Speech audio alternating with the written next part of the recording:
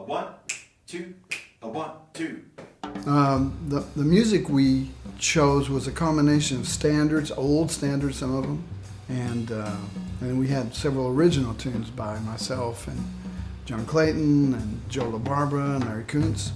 One day John Clayton couldn't come, so we used 2 drums and 2 guitar players, and I had written a couple of pieces that lended themselves really well to that. One's called Tap Out, and that's actually a tune I wrote for my wife's dance class. My wife's a dance teacher, and she needed a tune for some tap dancers, sort of a combination of a bassy tune and an Ornette Coleman tune, and was originally written for tap dancers. And the other song was a tune I wrote that I had Jeff Hamilton in mind. He plays a certain groove that we all like, and that's the groove he put on the tune.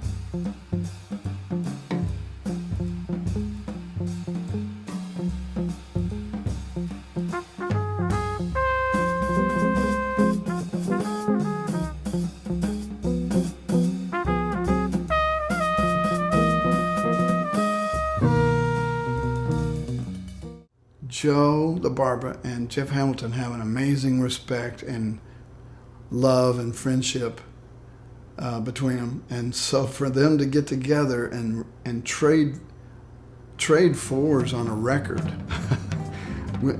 like on brushes and on certain grooves that Jeff Hamilton came up with, and they're certainly 2 of my favorite and everyone else's favorite drummers. So that was a real joyful thing for me to just get to see them play together and converse and react to each other. That was really fun for everybody.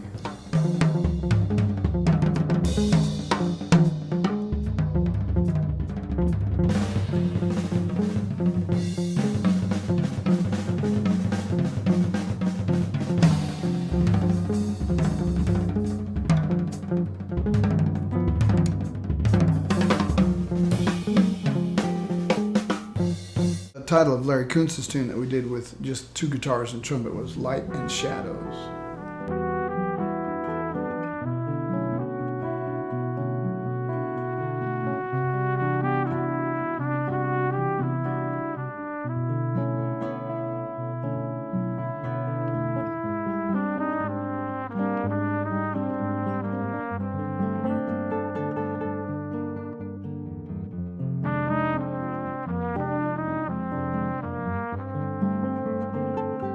A tune like Sweet Lorraine, that was an old tune that my dad loved, and we started out just with bass and guitar. So I like to explore the groups within the group, and so that was another really personal thing about this particular recording, because we were all such good friends and we had such a history behind us that we were able to make the thing come alive just very organically. It was really fun. And then John Clayton is a masterful arranger, and he had sensibilities that we drew from, so it was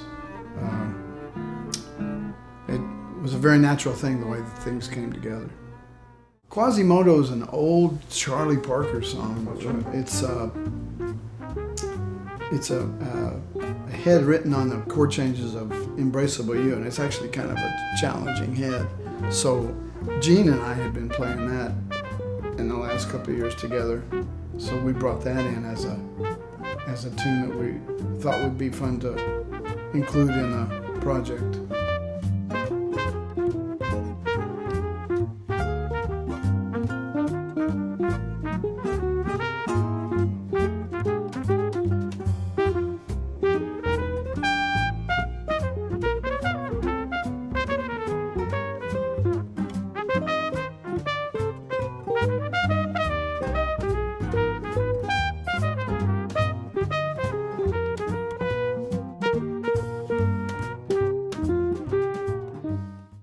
The title of one of my songs that we recorded is called Diphthong Tango, and that is actually a tango, and the guys just played so beautifully on it.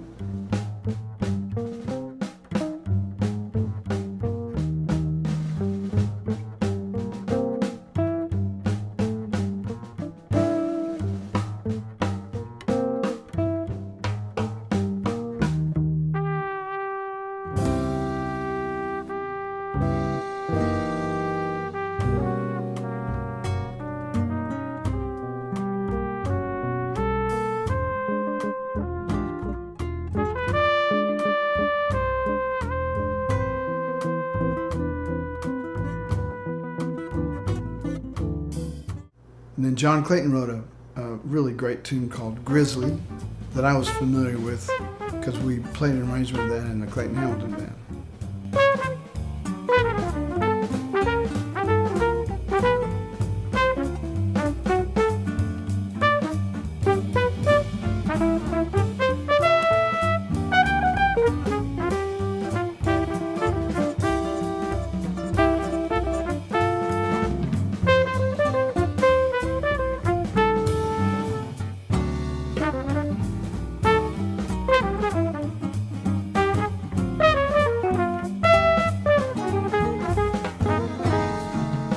Gallop Scallop is a wonderful tune. It's a very quirky, pretty obscure Thelonious Monk tune. Not very many people play it. Monk didn't record it very many times.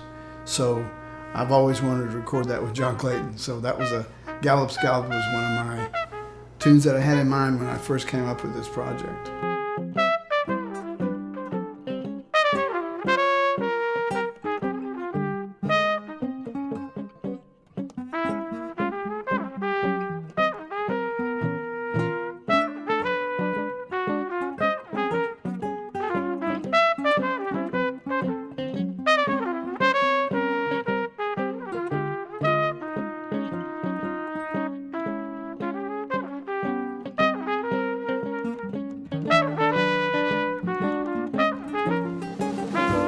A Day at a Time is Joe LaBarbera's tune.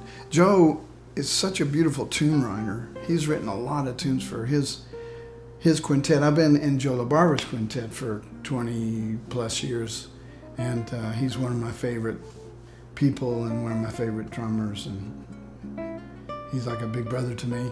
And whenever he says he has a tune, I know it's going to be a great tune. And I love the idea of two guitars together. Gene plays nylon string and Larry plays electric hollow body, and they just blended so well. So on that particular tune, it really came off great.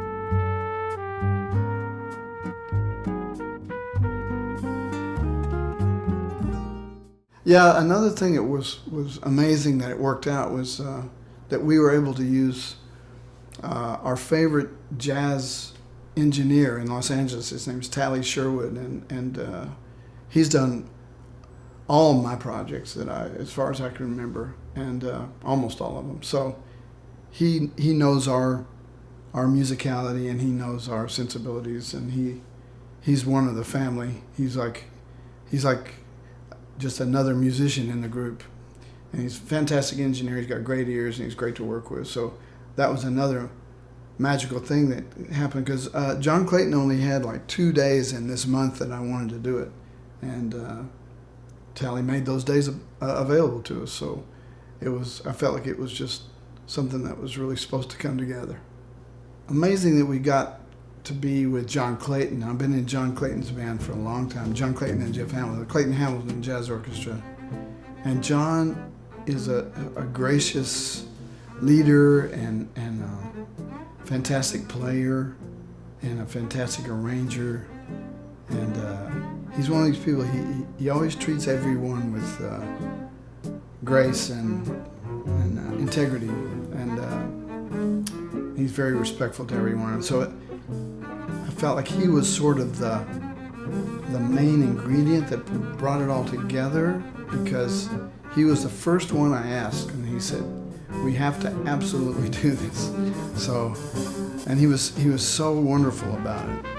But he's always wonderful, and everybody really always looks up to John, and he's been so amazing to me through the years. So I was really honored to have John be a part of the project.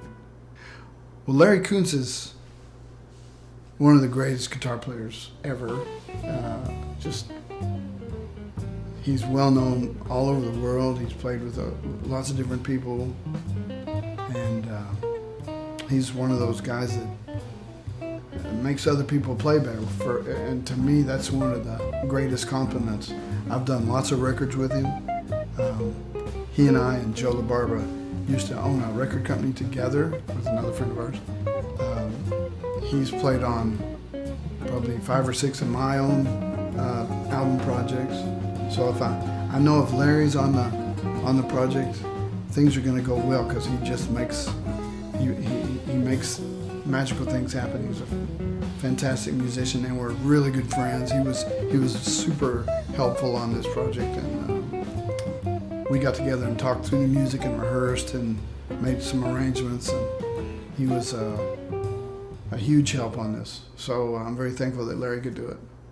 Gene Bertoncini is a fixture in the New York jazz scene.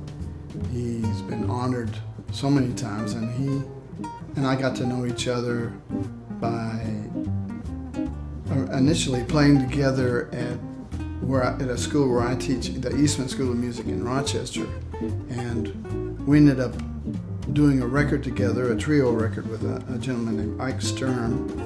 And so we realized that we really enjoyed playing together. We've done some gigs in New York and around. So Gene has a very unique style. He plays electric and nylon string, but I think his main act now is nylon string, and he's definitely a voice on that instrument in terms of his chord voicings and his arrangements and his soloing and his sound, and it's very unique and lovely. He's one of my favorite musicians. When I hear him play solo, it just washes over me the way he plays. You know, I'm an ex-Marine. Did you know that? You are? Yeah. You come on. Don't fuck with me, man. Man. I did the Marine thing. 6 months active duty and 5 years in the reserves. So No I want you kidding. to stand at attention when I see you. That's aye, sir.